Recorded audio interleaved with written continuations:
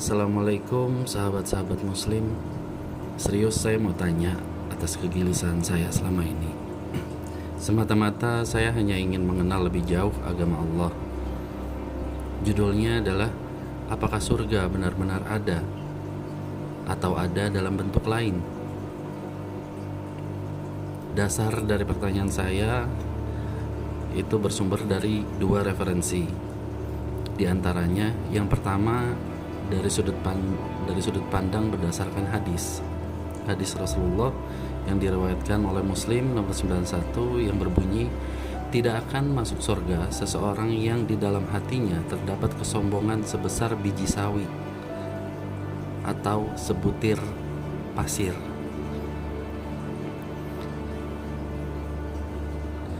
Bahwasanya janganlah bangga diri saat menuntut ilmu, memandang remeh kaum muslimin yang lain, membodoh-bodohinya, sampai ke dalam persoalan sosial seperti material, seperti yang kita tahu.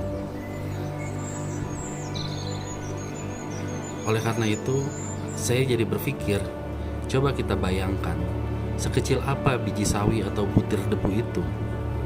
Bila saya ibaratkan layaknya sesuatu yang tak bisa dijangkau dalam pandangan mata telanjang, memerlukan alat bantu untuk melihat atau minimal konsentrasi lebih dalam untuk melihatnya. Dari situ saya jadi berpikir bahwa akan banyak hal yang akan luput setiap kesombongan yang telah kita lakukan tanpa kita sadari. Mungkin kesombongan material yang lumrah kita anggap sebuah kesombongan akan mudah terlihat.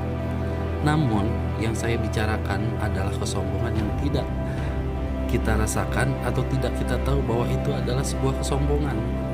Bahkan mungkin, ini baru mungkin ya, seorang ustadz yang berceramah memberitahukan tentang ilmu pun dapat ikut celaka. Bila kita maknai lebih dalam atas perbuatan baik tersebut, ternyata mengandung 1 atau 2% nilai kesombongan. Seperti mereka berkata terhadap para jamaah tentang mana yang baik dan mana yang buruk, mana yang halal atau mana yang haram, walau dalam tujuannya adalah menyampaikan ajaran Islam itu sendiri. Namun merasa lebih tahu dari yang lain dalam sudut psikologis juga termasuk unsur kesombongan, walau hanya setitik. Maka dari itu, dalam hal ini kan kita sedang mengupas hadis Rasulullah yang mengatakan bahwa tidak akan masuk surga orang-orang yang memiliki kesombongan walau hanya sebutir debu. Dan itulah yang membuat kegundahan dalam hati saya ini. Yang kedua adalah sudut pandang berdasarkan esensi ibadah.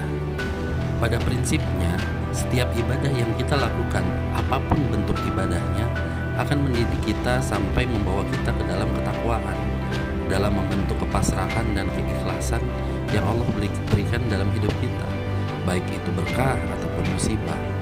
Sehingga di mana suatu titik kita akan benar-benar meyakini atas kalimat la haula wala quwata illa billah yang selama ini kita yakini bahwa apapun yang terjadi dalam kehidupan, bahkan daun jatuh dari tangkainya pun atas kehendaknya.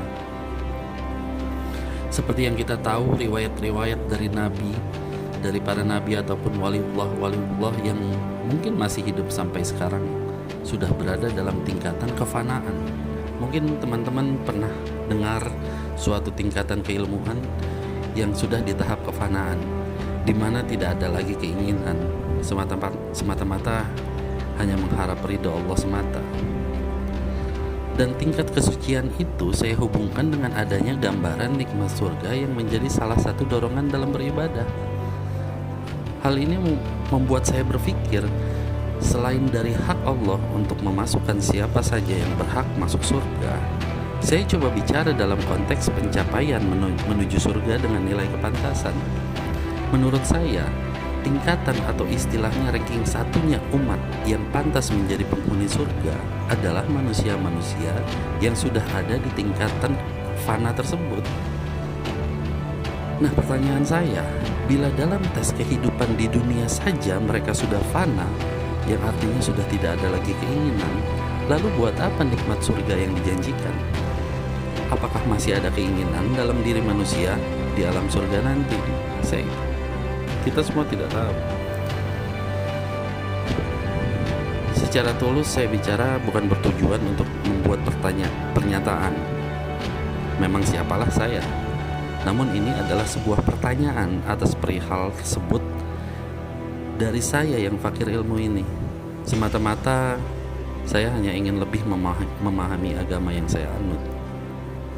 Sejauh ini saya sudah bertanya kepada beberapa ustadz dan kiai dari berbagai paham, namun belum ada jawaban yang bisa menuntaskan kebingungan saya ini. Barangkali saya dapat menemukan jawaban dari para sahabat-sahabat sekalian. Terima kasih. Wassalamualaikum warahmatullahi wabarakatuh.